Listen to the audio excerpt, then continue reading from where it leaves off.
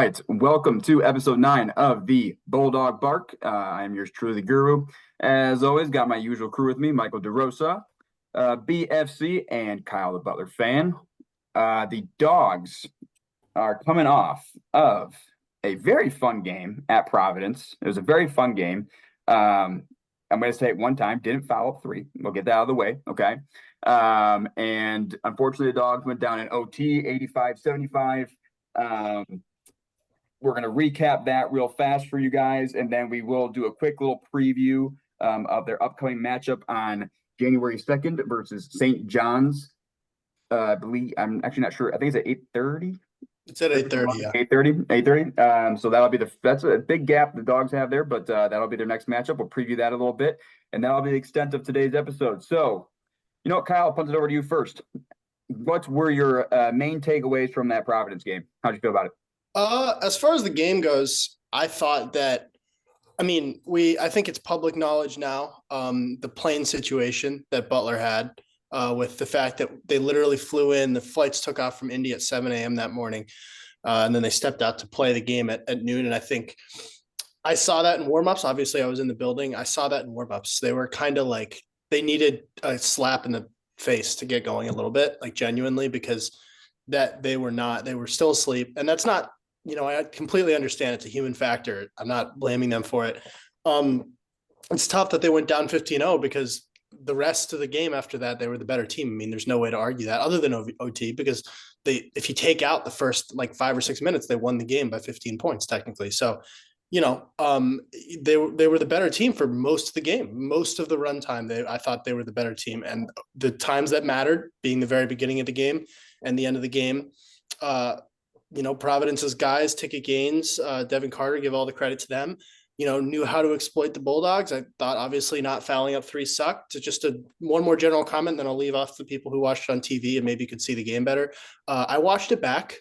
The whole recording back because I recorded it. Fox, I hate to criticize FS1's production. Step up the acoustics, man. It sounded quiet as hell on TV, and it was not. That was one of the loudest buildings I've ever been in. Straight up. Do they do that intentionally? Because I've watched reruns of the Butler games, like even the Texas Tech game or the Cal game, which got loud in Hinkle, and it didn't even sound loud. I was like, okay, we're going nuts back there. I watched it back, and during the Ticket Gain shot, you could hear the crowd, but my dad turned to me and I was looking straight in his face about a foot away. We were standing up next to each other after the Ticket Gain shot, and he said something, and I have no idea what he said, and he was a foot away from me. It was that loud, and you didn't hear that on TV, so step that up, Fox. Anyway, all right, BFC, what about you, man? Yeah, kind of doubling down on everything Kyle said there. That first kind of 5 minutes we got punched in the mouth, and I was just really proud that we didn't give up. I think last year we would have been down 30 by half, especially in that environment. I think the big things that stood out to me was, I think a lot of the talk coming into the year was Landon Moore and DJ Davis taking that huge step up in competition, and I think there were a lot of haters saying that they weren't going to be able to do it. And Landon Moore, I give him a ton of credit. He pulled us back into that game. He had some huge shots when we were down 15-0, made some massive plays. And then, if we foul up 3, DJ Davis has a signature moment right now with that tough and one, hostile environment, tough defense. He's known as a shooter, and he takes it to the hoop and gets the bucket and one.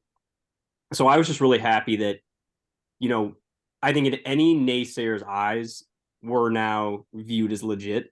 Even the biggest haters, I think, you go into Providence, and we looked way better than Marquette did against them. I'm not saying we're a better team than Marquette, but we gave them a way bigger run for their money than Marquette did. And yeah, we looked great for 35 minutes of that game. We did enough to win, and we just didn't get the bounce when we needed it. And Providence did to us what we've done to Cal and Texas Tech in overtime. We've dominated 2 overtimes and gotten dominated in 1. If you told me that we were in 3 overtime games against 3 Power 5 teams to start the year and we were 2-1, I'd take it. So I guess that's just kind of a positive way to kind of spin that. Yep. Michael, what about you, man? Yeah. I credit the guys. They didn't fold. Who Pause, had every pause, pause, opportunity. pause. Did you just use a microphone emoji? Yes. I've been Nice. Okay. scrolling through the emojis the I want to entire. make sure that that was actually like something you did. Oh yeah, no, I did that. Yeah. Okay. You know how Floor is like you yours. had like talking cards when you were like in like those like Socratic seminars in class? Yeah, that was my talking card. But you interrupted it, so I guess it doesn't work apparently. I want to make sure I want that feature if you had it. So there you go. Go for it. Sorry, I'm too stupid. Yeah, I want to credit the guys. They didn't fold. They had every opportunity to fold, and they didn't.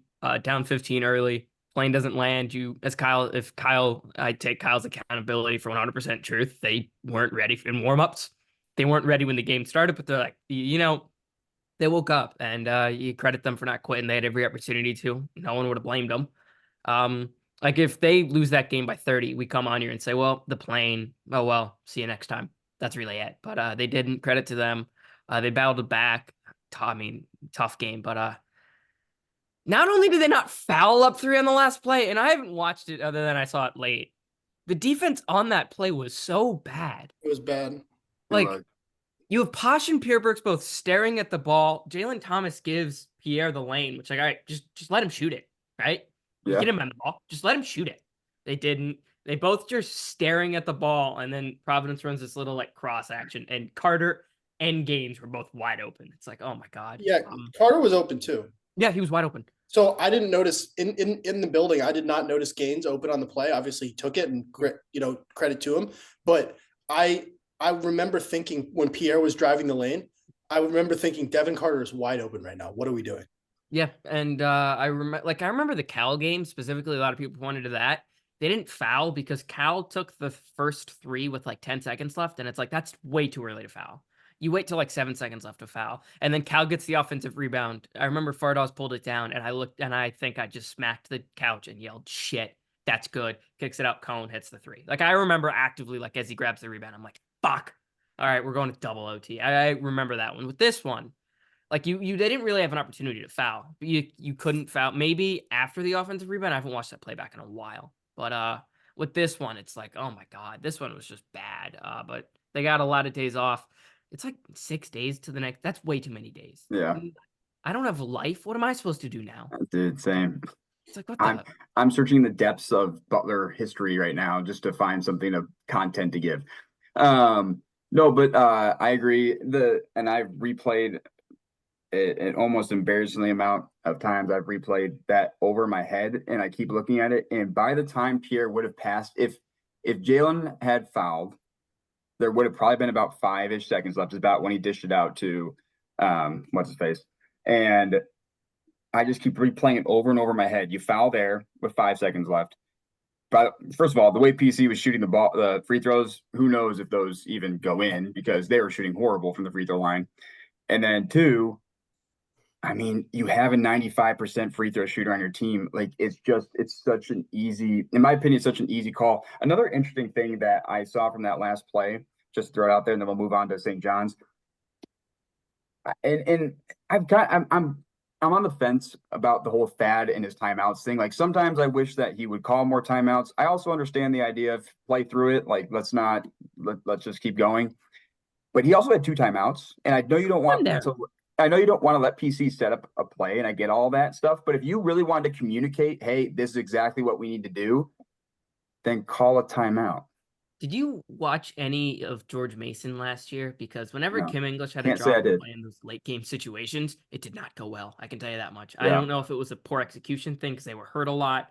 But look, if I have this defense and I let them get set up, I'm okay with that. And Yeah. I would have been okay with that. Yeah. I mean, like, actually, yeah. Call timeout. Call timeout. Just communicating the idea that we should have 5 people. And this is a little exaggerated, but like maybe it's not actually. We should have 5 people standing as a shell defense on the 3-point line. If we're not going to foul, which I think we should foul, if we're not going to foul, let them go have a dunk. Let them go take a layup. Who cares? It takes more time off the clock than fouling in general. And, I agree foul because they may miss a free throw. Bryce Hopkins couldn't, hit water out of a boat. But like you gotta there's no excuse for us to not be directly in their grill if they're going to be shooting a three. There's just not. And I think that comes from a timeout because when we didn't have time to set up, there wasn't time to communicate it. And Posh was the closest to ticket on that three, and he was still a good 2-3 feet away. It's unacceptable. There needs to be. I would have less of an issue with it if there was a real hand in Ticket Gaines's face when he took that shot, but there was not. Yeah, no, I agree with all of that. So I think we're all on the same page with that. Real fast before we go to St. John's, I don't know if you guys saw this tweet today. It's from one of those like stat college basketball accounts. I think I sent it to you guys. I thought it was kind of interesting that because I feel like I keep thinking that Butler, and especially in that Providence game, it felt like the guys were just wide open shooting threes the entire time. It was very interesting that Butler fell on the contested, but against good 3-point shooting teams. It doesn't feel like we contest very well. I don't know, but it was like I'll send it to you guys again. But basically, we fell into the bucket of teams that contest well, but they just face good shoot because there's an element of obviously of luck in the 3-point shooting. But anyway, yeah, let's the good thing is we didn't get blown out. It was a game. So you want the moral victory, of course. At the end of the day, it would have been a massive victory for Butler. It's definitely a missed opportunity. There's no sugarcoating that. True moral victories. Win the game. Like, come on. I know. So that's fun.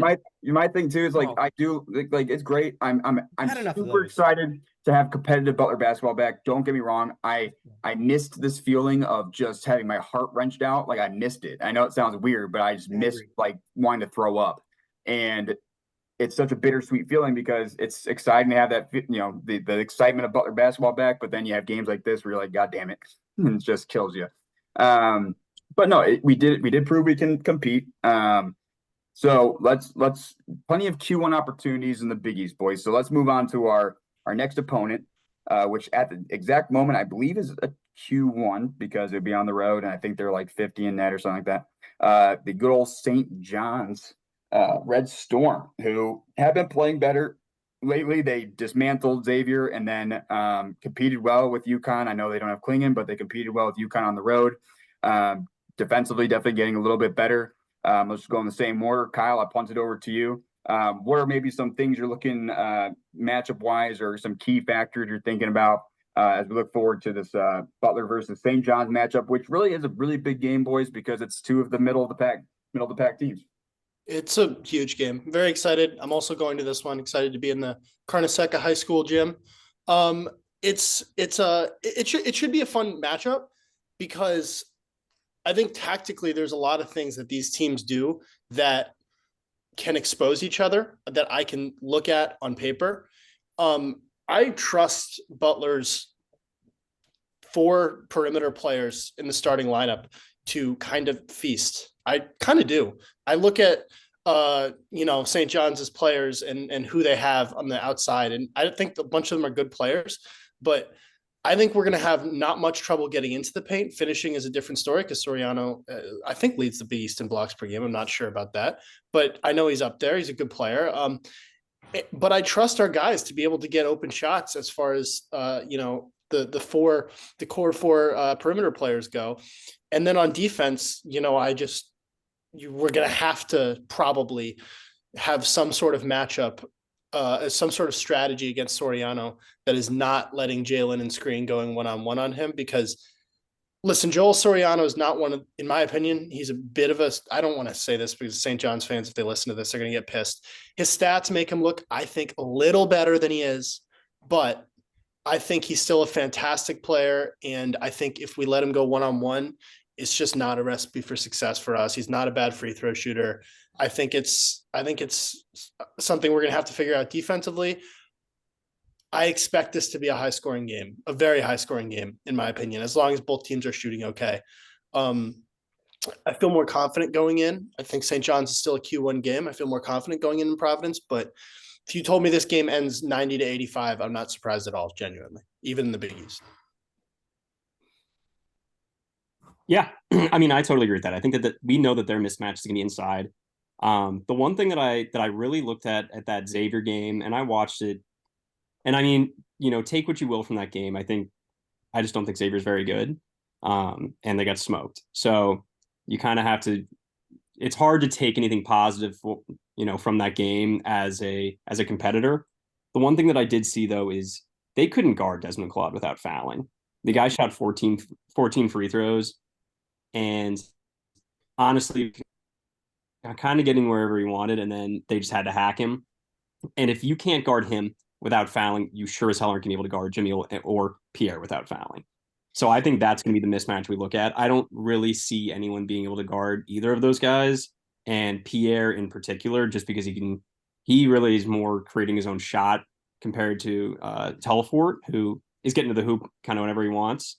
But I think Pierre is just going to be able to kind of feast on those wings. And, he struggled from the free throw line, but I think he's going to get ample opportunities in there. And then DJ, the same thing. DJ's had, really his way being able to get fouled. He shot double-digit free throws, I think, in 3 different games. And for an undersized 2 guard, that's pretty phenomenal. So I think we're gonna be able to get to the line a lot in this game with some of those mismatches inside. Even with Soriano, I know he's a great shot blocker, but I kind of think we see a little bit more of screen than Thomas in this game.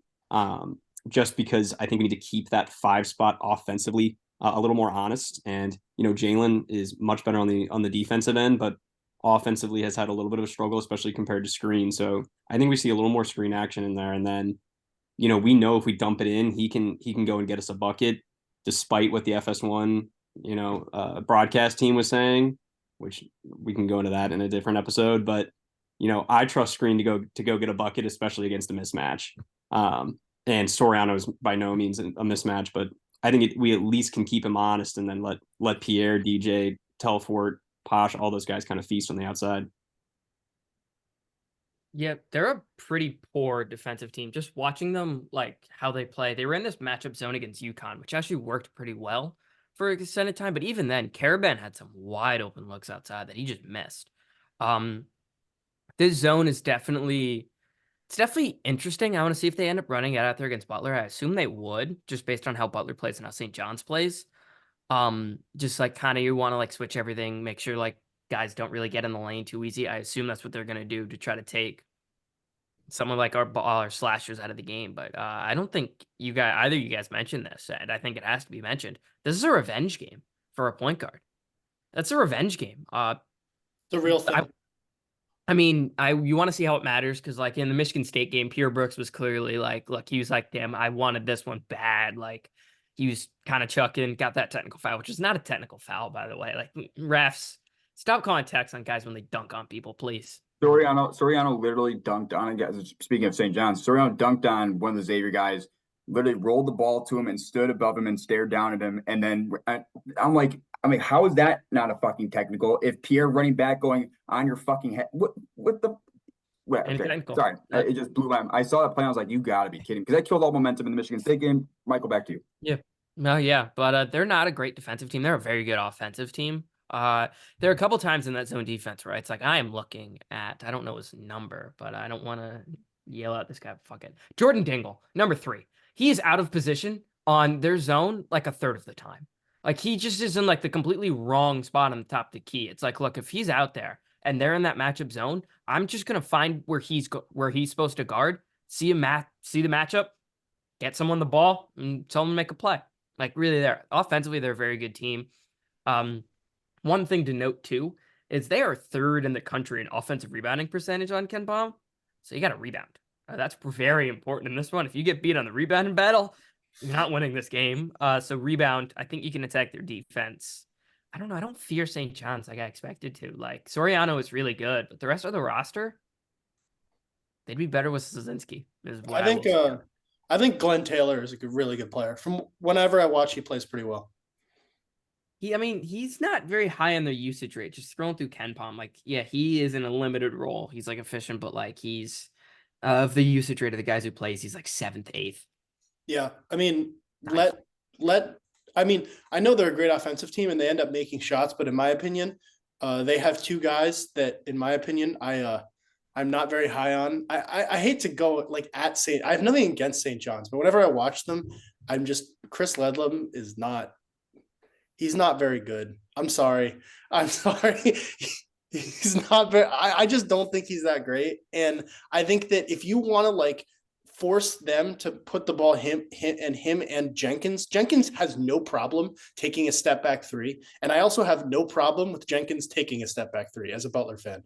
So force them into those shots. If that's the ones they want to take, I'm fine with that. I think that when Patino really grills what they want to do offensively, I agree. They're a very good offensive team. No, I don't think they're a bad offensive team. I just think they have a few players that are prone to doing dumb things. Genuinely. Like that's just what I've seen from their team. So force them into doing those dumb things. Have Posh get in their head. Like seriously, have Posh get in their head because he's clearly going to want to. So have him do it. I mean, they have these guys that clearly are going to take dumb shots. Let them. So I'll be honest. For some reason, I don't know if it's time or like whatever. St. John's actually probably been the team that I've actually gotten the chance to view the least of any of the Big East teams. And I don't know why. I think it's just been random timing, and I've been busy. So you guys talked about the matchup zone, which I saw a little bit in that UConn matchup. I got to watch a little bit of it. Is that something where you think? Because I'm thinking back to like zone matchups, like I think it was the Texas Tech game where they maybe ran a zone for a little bit and we kept exploiting them through Jamil in the middle, right? Is that something where you guys think we could run something similar where Ja posts up right around the free throw line, right, gets it, whether it's screen or somebody runs baseline? Is that a similar type of zone that they're running, or is it a little bit different? They ran this, it was a 2-3 matchup. They didn't run it the entire game. They ran it for a good bit in the second half. Then they switched to straight man-to-man once UConn consistently got a couple looks for it. But yeah, if they're going to do that, you throw Telford at the high post, you get him the ball, and he'll make a play. Yeah. So that's how I would attack it offensively. It's fairly simple, especially like if they're running a matchup zone and you pull like a Soriano up top, or they're probably going to pull one of the wings to him. And it's like, look, if you do that, Telford's going to find someone eventually wide open. Or Jordan Dingle will just be standing in the complete wrong spot, and you find where he's supposed to be. Guy will be there and he'll hit a shot. Dingle's a very good offensive player, very good, but defensively, they're starting Naheem Aline now more often, and I feel like that's the reason why. It's because Aline's much better defensively. But yeah, that's how you attack their zone. I think Butler can do it. We'll see if they do. Yeah. I mean, the woes of Butler in the past, again, I know I'm a little older than you guys, but road games and shooting has been like atrocious usually. I like the way we shot it against Providence for the most part. Obviously not those first 15 or first what was that, 5 minutes or so. That was so terrible. But again, I'm not going to speak too much St. John's because I haven't got to watch them as much as you guys have. So I'm going to trust all of you guys. So let's go prediction time. We'll go the same order. Kyle, what is your prediction for January 2nd? Dogs versus Red Storm. I didn't predict a win against Providence. I think this is going to be a close game. I think it's going to be, I said I could see 90 to 85, but I'm not going to go there. Despite everything I've said, I think St. John's is a good team. They're not bad. I could see them making the tournament. Absolutely. I think they have that potential. I think we do pull out a win. I think we're going to learn from our mistakes at the end of the game. I think someone's going to make a play. I think we win 81 to 77, and then free throw or two at the end. Yeah, I agree. I think the offense is going to be able to kind of have its way. I'm going to go 82-75, and hot take, I think Pierre Brooks goes for a new career high. I think he is in this match to watch. Career high? He had 26 against Penn State or something like that. Okay. I think it goes 28-29. Okay. Fair enough. I haven't done the normal like tape study. I want to go a little deeper in this game. I'll end up doing that. So my prediction will probably change come when we actually get closer to the game. But I was gonna make a joke, but I'm gonna actually take this seriously. Do it. No, you gotta do it. All now, right. Now it won't hit. Now it won't hit, but do it. All right. Either St. John's wins this game by 1 to 100, or Butler wins this game by 1 to 100. Anywhere in that range. That's my prediction. Just anything in between. All right, never mind. Take it back. I'm deleting that out. I'm kidding. No, you're not. So what do you got? Butler, I see 81 on my thing here. And then St. John's, let's see, the first number I see. Ooh, that's 85. That'd be them winning. I don't like that. 92, that's also them winning. I'm just looking at stuff on my desk to find a second number. 71. I don't know what I said for the first one, but that's the prediction. 81 to 71 Butler. That's actually hitting now. Now that you did that, I swear to I God. was going to say the funniest part is that is probably just as good a guess as anything else. Like you could pick two random numbers, you'll be fine.